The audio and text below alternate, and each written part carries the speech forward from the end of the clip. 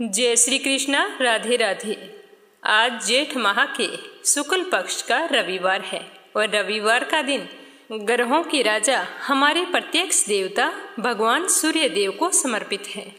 जो भी व्यक्ति रविवार के दिन व्रत रखकर पूरे श्रद्धा भाव से सूर्य देव की कथा को सुनता है, उसकी सारी मनोकामनाएं पूर्ण होती है। सूर्य पूजन करने वाला व्यक्ति समाज में खूब मान सम्मान पाता है। उसकी ख्याति दूर दूर तक फैली रहती है। वह हमेशा संतान पक्ष की ओर से खुशहाल रहता है। तो आज इस पावन अवसर पर अपने सुनते हैं रविवार व्रत कथा। इस दिन जो भी व्यक्ति सच्चे भाव से व्रत रखते हैं और विधिवत सूर्य नारायण की पूजा करते हैं, उनके बिगड़े हुए सारे काम बन जाते हैं और मन चाहे करियर और पद प्रतिष्ठा की प्राप्ति होती है। सूर्य देव को प्रसन्न करना बहुत ही आसान है। सुबह सूर्य उदय होने से पहले उठे, नित्य कर्मों से निवृत्त होकर स्नान करें। उसके बाद एक तांबे का कलश लेकर जल से भरें। उसके अंदर लाल फूल, गुड़, रोली डालकर अर्घ्य दें। फिर वहीं पर खड़े होकर भगवान सूर्य देव के मंत्र, सूर्य स्तोत्र और स्तुति का पाठ करना चाहिए। उसके बाद घर के मंदिर में बैठकर सूर्य देव की व्रत कथा सुने और आरती करने के बाद में पूजा का समापन करें और भगवान सूर्य देव को अपने मन की इच्छा बताते हुए उसे पूरा करने के लिए निवेदन करें। तो अपने पहले सुनेंगे सूर्य स्तोत्र जो भगवान सूर्य देव को समर्पित है। उसके बाद सुनेंगे सूर्य देव व्रत कथा। भगवान सूर्य की स्तुति तो सभी करते हैं, लेकिन भगवान सूर्य का एक ऐसा कल्याणमय स्रोत है जो सब स्तुतियों का सारभूत है। इसमें भगवान भास्कर के पवित्र, शुभ और गोपनीय नाम हैं, जिनका स्मरण करने मात्र से ही भगवान सूर्य देव का आशीर्वाद प्राप्त हो जाता है। बोलो सूर्य देवता की जय हो। विकर्तन, विवस्वान, मार्तंड, भास्कर, रवि, लोक प्रकाशक, श्रीमान, लोक चक्षु, महेश्वर, लोक साक्षी, त्रिलोकेश, कर्ता, हर्ता, तमिश्रः, तपन, तापन, सूचि, सप्ताश्रवाहन, गभस्ति हस्त, ब्रह्मा और सर्वदेव नमस्कृत हैं। इस प्रकार ये 21 नामों का स्रोत है जो भगवान सूर्य देव को सदा ही प्रिय है। यह शरीर को निरोग बनाने वाला, धन की वृद्धि करने वाला और यश फैलाने वाला है। इसकी तीनों लोकों में प्रसिद्धि है। जो सूर्य के उदय और अस्त काल में दोनों संध्याओं के समय इस स्तोत्र के द्वारा भगवान सूर्य देव की स्तुति करता है, वह सारे पापों से मुक्त हो जाता है। भगवान सूर्य के सानिध्य में एक बार भी इसका जप करने से मानसिक, वाचिक, शारीरिक तथा कर्म जनित सब पाप नष्ट हो जाते हैं। अतः पूरे श्रद्धा भाव से संपूर्ण मनोरथों को पूरा करने वाले भगवान सूर्य देव के इस स्त्रोत का जरूर स्तवन करना चाहिए। भगवान सूर्य देव ग्रहों के राजा होने के साथ साथ पंचदेवों में भी पूजे जाते हैं। ब्रह्म पुराण में वर्णित कथा के अनुसार पहले पूरे संसार में कोई प्रकाश नहीं था, जिस कारण दिन और रात में कोई भी भेद नहीं था। एक समय की बात है कि एक बार राक्षसों और देवताओं में युद्ध छिड़ गया। दैत्य देवताओं पर भारी पड़ने लगे, जिसके कारण देवताओं को स्वर्ग छोड़कर भागना पड़ा। इससे सारे देवता परेशान हो गए और इधर उधर बेहाल होकर घूमने लगे। फिर सारे देवता मिलकर अपनी माता अदिति के पास गए और उन्हें जाकर अपनी समस्या बताकर मदद करने को कहा। तो माता अदिति ने कहा कि तुम निश्चिंत रहो, मैं तुम्हारी सहायता अवश्य करूंगी। तब अदिति ने सूर्य देव की उपासना की और उनसे यह वरदान मांगा कि वह उनके पुत्र के रूप में जन्म ले। तो उसकी इच्छा की पूर्ति के लिए सूर्य देव की कृपा से सुषुम्ना नाम की किरण अदिति के गर्भ में प्रवेश कर गई। गर्भ धारण करने के बाद में अदिति रोजाना सूर्य देव के निमित्त कठिन व्रत रखने लगी। तब उसके पति ऋषि कश्यप ने कहा कि अदिति, आप इतने कठिन व्रत और अनुष्ठान करती हैं, इससे होने वाले शिशु को हानि पहुंच सकती है। तो देवी अदिति ने अपने पति की बात को मानकर अपने योग बल से अंड रूप में गर्भ को बाहर कर दिया, जिससे अत्यंत दिव्य तेज प्रज्वलित हुआ। भगवान सूर्यदेव शिशु रूप में उस गर्भ से प्रकट हुए और पूरा संसार रोशनी से भर गया और इस तेज रोशनी से डरकर दैत्य भाग खड़े हुए। इसके बाद स्वर्ग पर फिर से देवताओं का राज हो गया। माना जाता है कि उसी दिन से सूर्य देव अंडज के रूप में आकाश में स्थापित हो गई और यह माघ माह के शुक्ल पक्ष की सप्तमी तिथि को हुआ था, जिसे रथ सप्तमी के रूप में मनाया जाता है। बोलो सूर्य देवता की जय हो। रविवार व्रत कथा। बोलो सूर्य नारायण की जय हो। पुराने समय की बात है। एक गांव में एक बुढ़िया रहा करती थी। उसके पति की सालों पहले मृत्यु हो गई थी। उस बुढ़िया के एक बेटा था। वह बहुत ही गरीब थी। माँ बेटे बड़ी मुश्किल से अपना जीवन यापन करते थे। उस बुढ़िया ने बड़ी मुश्किल से अपने बेटे को पाल पोस कर बड़ा किया था। गरीबी के कारण माँ बेटे का गुजर बसर बड़ी ही मुश्किल से होता था। तो एक दिन बुढ़िया का बेटा कहने लगा कि माँ, अब मैं बड़ा हो गया हूँ और आपने अपने पूरे जीवन में बहुत मेहनत की है, बड़े यत्न से मुझे पाला है। माँ, मैं आपके सपनों को पूरा करना चाहता हूँ। इसके लिए मुझे कोई काम की ज़रूरत है और मैंने सोचा है कि मैं बाहर जाकर कोई कार्य शुरू करूँ। यहाँ गांव में तो मुझे कोई काम नहीं मिल रहा है।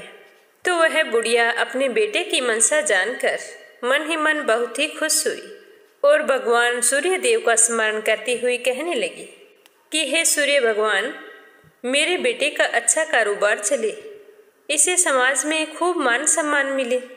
फिर बुढ़िया का बेटा काम की तलाश में शहर चला जाता है और बुढ़िया सूर्य देव की परम भगत थी।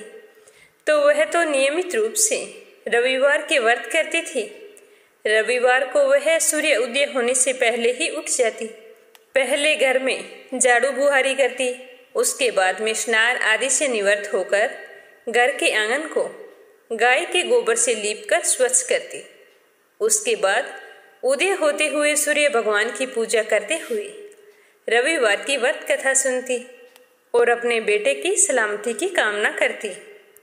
फिर शाम को सूर्य भगवान को भोग लगाकर एक ही समय भोजन करती थी। तो सूर्य देव की कृपा से बुढ़िया को किसी प्रकार की चिंता या कष्ट नहीं था। वह अपने बेटे की तरफ से बहुत ही खुश थी। बुढ़िया आंगन लीपने के लिए एक पड़ोसन के घर से गाय का गोबर लाती थी। तो वह पड़ोसन बुढ़िया को खुश देखकर उससे बहुत ही जलती थी। मन ही मन सोचती कि एक बेटा था जो काम का बहाना बनाकर शहर चला गया है, फिर भी पीछे से कितनी खुश रहती है। इसे कोई भी चिंता फिक्र नहीं है, पर मुझे इसका इस तरह बेवजह खुश रहना बर्दाश्त नहीं हो रहा है। कुछ न कुछ तो करना ही पड़ेगा। यह घर का आंगन लीपने के लिए मेरे घर से गोबर लेकर जाती है, तो मैं गाय को अंदर बांध लूंगी, फिर वो गोबर कैसे लेके जाएगी। तो इस तरह को विचार मन में पालते हुए बुढ़िया की पड़ोसन ने शनिवार की शाम को गाय को घर के अंदर बांध लिया। रविवार को सुबह बुढ़िया जल्दी उठकर स्नान किया और फिर गोबर लाने के लिए पड़ोसन के घर गई। तो बाहर गाय नहीं थी। तो पड़ोसन के घर का दरवाजा खटखटाने लगी, लेकिन पड़ोसन ने दरवाजा नहीं खोला। तो थक हार कर बुढ़िया घर आ गई। तो उस दिन वह घर के आंगन को नहीं लीप सकी और आंगन नहीं लीपने के कारण उसने सूर्य भगवान को भोग भी नहीं लगाया और ना ही स्वयं भोजन किया।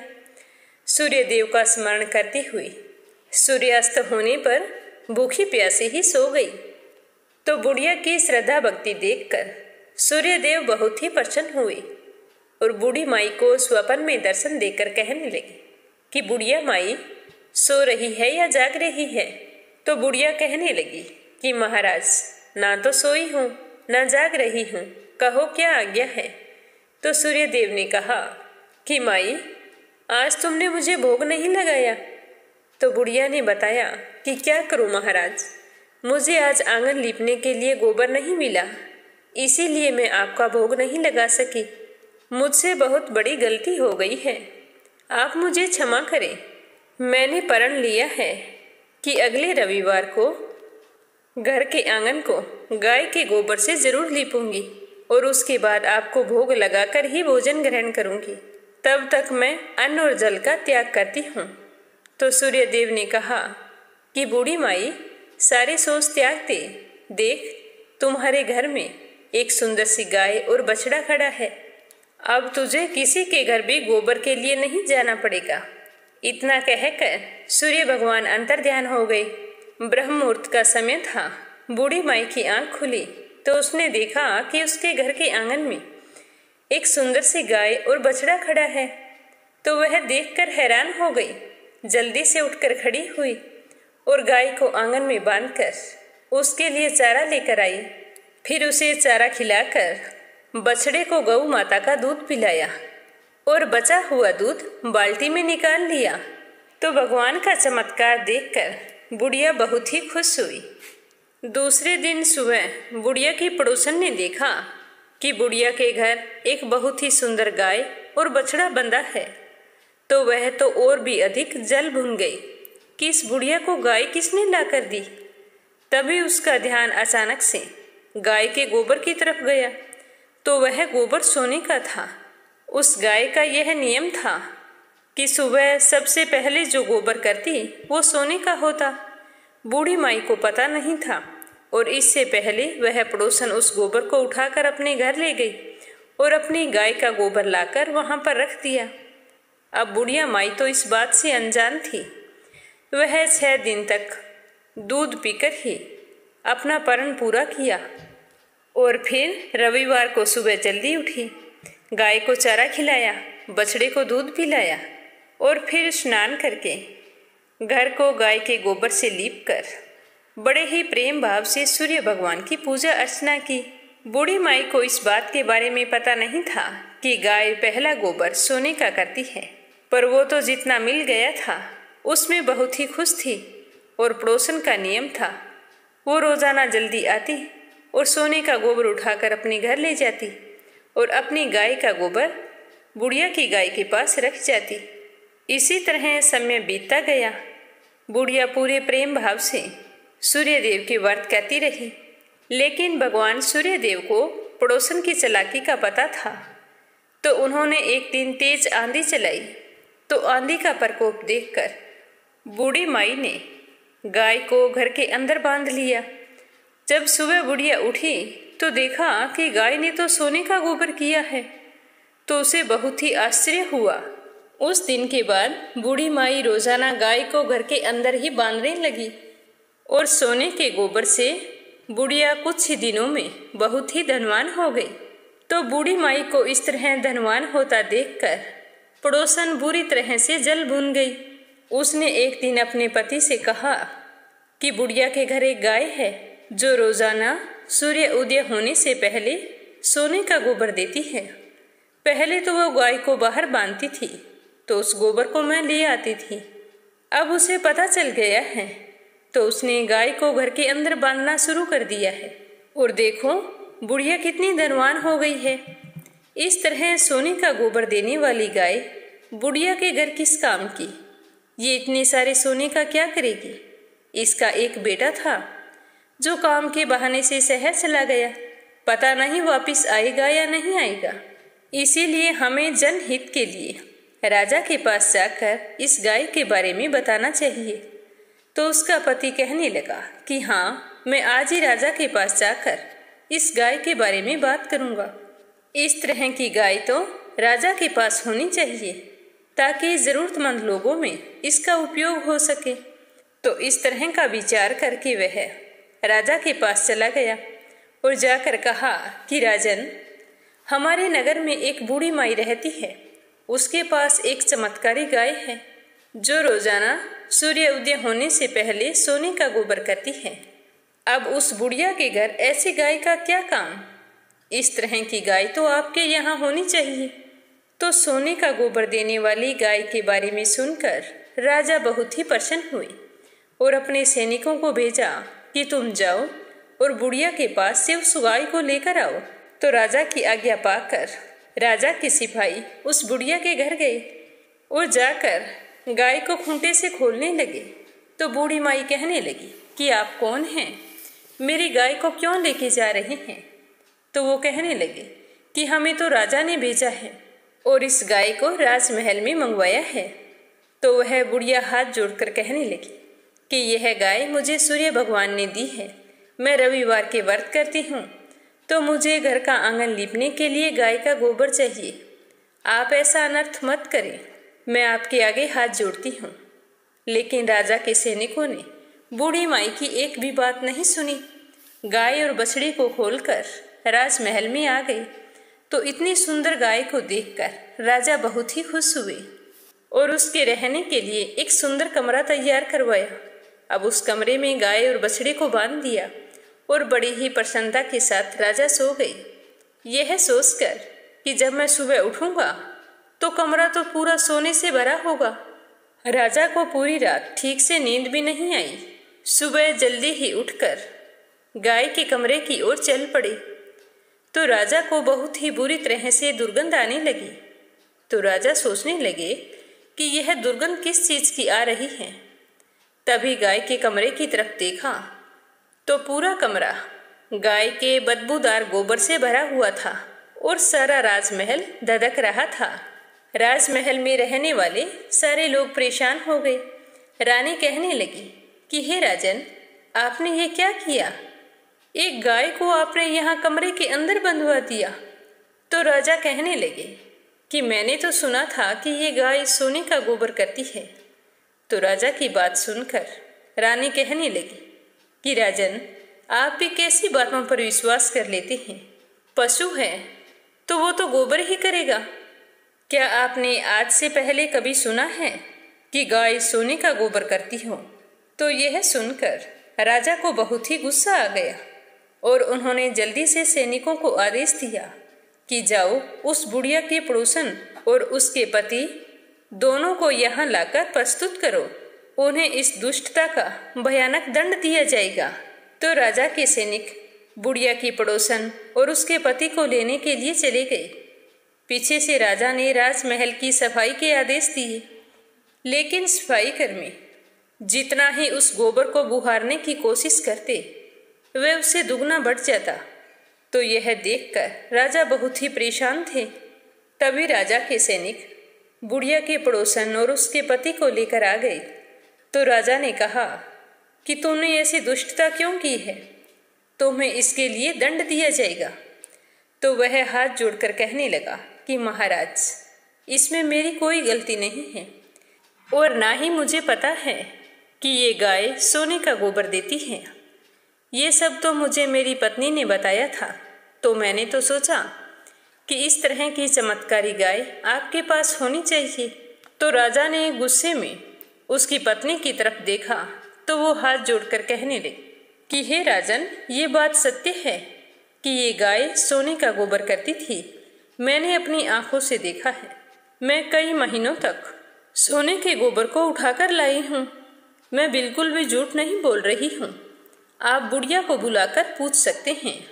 तो राजा ने अपने सैनिकों को आदेश दिया कि बुढ़िया को मेरे सामने प्रस्तुत करो। तो राजा का आदेश पाकर राजा के सैनिक उस बुढ़िया के पास गए और कहा कि तुम्हें राजा ने राजमहल में बुलाया है। तो वह बुढ़िया दीन दुखी हुई, आंखों से आंसू बहाते हुए हाथ जोड़कर कहने लगी कि आज मेरा रविवार का व्रत है, मेरे सूर्य भगवान की पूजा भी पूरी नहीं हुई है, तो मैं आपके साथ नहीं चल सकती। राजा को कह देना कि मैं कल सुबह आऊंगी। तो यह सुनकर सैनिक वहां से आ गए और उधर सूर्य भगवान बुढ़िया को इस तरह भूखी प्यासी रहकर प्रार्थना करते हुए देखकर उस पर बहुत ही करुणा आई। तो उसी रात सूर्य भगवान ने राजा के स्वप्न में जाकर कहा कि हे राजन, बुढ़िया की गाय व बछड़ा तुरंत लौटा दो, नहीं तो तुम पर विपत्तियों का पहाड़ टूट पड़ेगा, तुम्हारा महल नष्ट हो जाएगा। यह गाय मैंने ही उस बुढ़िया को दी है। वह सच्ची लगन से मेरे रविवार के व्रत और पूजा पाठ करती है, इसीलिए अच्छा होगा कि तुम सुबह इस गाय और बछड़े को बुढ़िया के घर पहुंचा दो। तो सूर्य भगवान के इस तरह के वचनों से राजा भयभीत हो गए और सुबह होते ही सैनिकों को बुलाकर आज्ञा दी कि जाओ गाय और बछड़े को बुढ़िया को लौटा दो। तभी बुढ़िया अपने वचन के अनुसार वहां पर आ गई और हाथ जोड़कर राजा से कहने लगी कि महाराज, आपने मुझे क्यों याद किया। साथ ही वह बुरी तरह से रो भी रही थी। तो राजा अपने सिंहासन से उठ खड़े हुए और बुढ़िया के चरणों में गिरकर कहने लगे कि हे माई, मुझसे बहुत बड़ी गलती हो गई, आप मुझे माफ़ कर दीजिए। आप मेरी माता के समान हैं। मैं तो अभी अभी सैनिकों के साथ आपकी गाय और बछड़े को भेज रहा था। मुझे पता नहीं था कि आपको यह गाय सूर्य भगवान ने दी है। तो बुढ़िया यह चमत्कार देखकर फिर से प्रसन्न हुई और मन ही मन भगवान सूर्य देव का धन्यवाद करने लगी। तो राजा कहने लगे कि माई, आप मेरी माता के समान हैं। आप चाहें तो मेरे राजमहल में रह सकती हैं। तो बुढ़िया कहने लगी कि नहीं राजन, मेरा एक बेटा है जो धन कमाने के लिए शहर गया है। वो बहुत ही जल्द आने वाला है, तो मुझे अपने घर तो जाना ही होगा। यह कहकर बुढ़िया वहाँ से चल पड़ी। तो राजा ने बूढ़ी माई को खूब सारा धन और गाय और बछड़े के साथ विदा किया और कहा कि जब आपका बेटा आ जाए तो उसे मेरे पास भेजना। मैं उसे अपने यहाँ नौकरी देना चाहता हूँ। तो यह सुनकर बुढ़िया बहुत ही खुश हुई और गाय और बछड़े के साथ अपने घर आ गई। फिर राजा ने उसकी पड़ोसन और पति को बुलाकर उसकी दुष्टता के लिए उन्हें दंड दिया और फिर पूरे राज्य में घोषणा करवाई कि सारे स्त्री पुरुष रविवार का व्रत करें और सूर्य भगवान की पूजा करें। तो राजा का कहना मानकर सारे नगरवासी रविवार के व्रत करने लगे। रविवार का व्रत करने से सूर्य भगवान की कृपा हुई तो सभी लोगों के घर धन धान्य से भर गए। पूरे राज्य में चारों ओर खुशहाली छा गई। सारे स्त्री पुरुष सुखी जीवन यापन करने लगे और सभी लोगों के शारीरिक कष्ट दूर हो गए। और बुढ़िया ने सूर्य भगवान से प्रार्थना की कि भगवान, आपका दिया सब कुछ है। अब मैं चाहती हूँ कि जल्द से मेरा बेटा मेरे घर आ जाए। जब से वो गया है मुझे उसकी कोई भी खबर नहीं है। मुझे दिन रात यही चिंता सताती है कि ना जाने वो कहाँ होगा, किस हाल में होगा, उसे कोई कार्य मिला है या नहीं मिला है। हे सूर्य भगवान, आपका दिया सब कुछ है। अब आप ऐसी कृपा करें कि वो जल्द से घर आ जाए। तो थोड़े ही दिनों बाद बुढ़िया का बेटा धन कमाकर लौट आया। अपने बेटे को वापिस आया देखकर बूढ़ी माई बहुत ही खुश थी। फिर अच्छा सा रिश्ता देखकर अपने बेटे का विवाह कर दिया। 10वें महीने बुढ़िया की बहू ने बहुत ही सुंदर पुत्र को जन्म दिया। इस तरह बुढ़िया सूर्य भगवान के व्रत और पूजा पाठ से सुखी और संपन्न हो गई। अपने जीवन के समस्त सुखों का भोग करती हुई अंत में मोक्ष धाम को गई। हे सूर्य भगवान, आपने जिस तरह बुढ़िया माई को धन, वैभव, मान सम्मान और परिवार का सुख दिया, उसी तरह सबको देना। जो भी आपका व्रत करे, पूजा पाठ करे और आपकी कथा को कहे, सुने या सुनाए या फिर ओंकारा भरे, उसकी सारी मनोकामनाएं पूर्ण करना। प्रेम से बोलो सूर्य देवता की जय हो, श्री हरि विष्णु भगवान की जय हो। कथा सुनकर आपको कैसा लगा कमेंट करके जरूर बताना और साथ ही इस कथा को ज़्यादा से ज़्यादा विष्णु भक्तों में शेयर करना। भगवान लक्ष्मी नारायण आपकी समस्त मनोकामनाएं पूर्ण करें। जय श्री कृष्ण। राधे राधे।